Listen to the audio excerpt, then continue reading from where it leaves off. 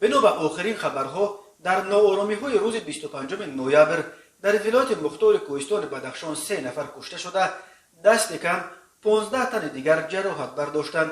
کمیته دولتی امنیت ملی از جراحت برداشتن 5 کارمندان مقامات خبر داد. روز 25 نوامبر که در مرکز ولایت مختار کوهستان بدخشان مناقشه‌های مسلحانه روی داد، رئیس کنونی ولایت مختار کوهستان بدخشان جنرال علیشیر میرزانباد با سفر کاری در نویه مرغاب قرار داشت.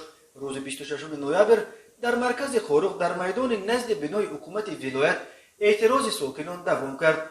صبح جمعه به بالای منبر جسدهای کفنپیچ 2 نفر را گذاشته از مقامات طلب دارند که گناهکاران مرگ آنها به جوابگری کشانده شود. در ویدیویی که در میدان صبح 26 نوامبر ثبت شده است دیده می شود که در منبر اساساً زنان ایستادند و برای کشته شدگان ترانه‌های ماتم می‌سرایند.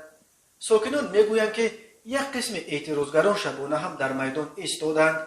مرکز مطبوعات ریاست کمیته دولتی امنیت ولایت مختار کوهستان بدخشان شام 25 نوامبر در یک گزارش ویدیویی که توسط تلویزیون بدخشان نشر شد گفت در مناقشه اخیر 5 کارمند مقامات حفظ حقوق از جمله 3 کارمند امنیت، 1 کارمند میلیسا و 1 کارمند دادستانی زخمی شدند. این نهاد بار دیگر تاکید کرده است که گلبدین زیابیکوف ساکن دیهه تفدیم نویه روشکله که مرگ او سبب شروع اعتراضها شد برای گرفتگاه گرفتن عبدالسلام امیرزاده نامیاور دادستان نویه روشکله عیبدار می شود.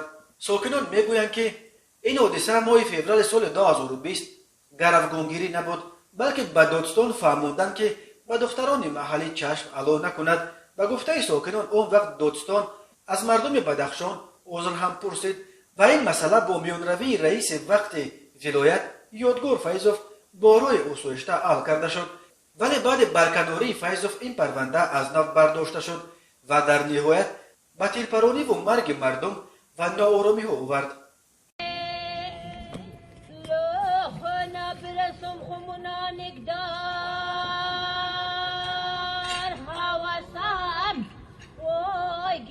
لبقدن دونت برایاده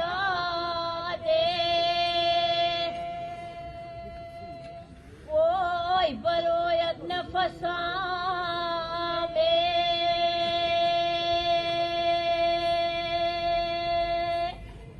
لو در دشتک بودم حجر برامدای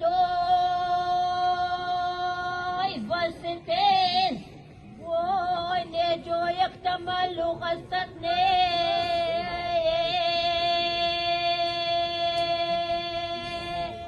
وای لنه بابا گریزه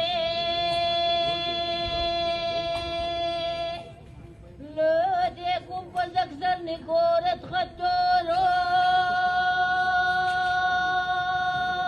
رجون وای چندی خوفتی کسک نگویا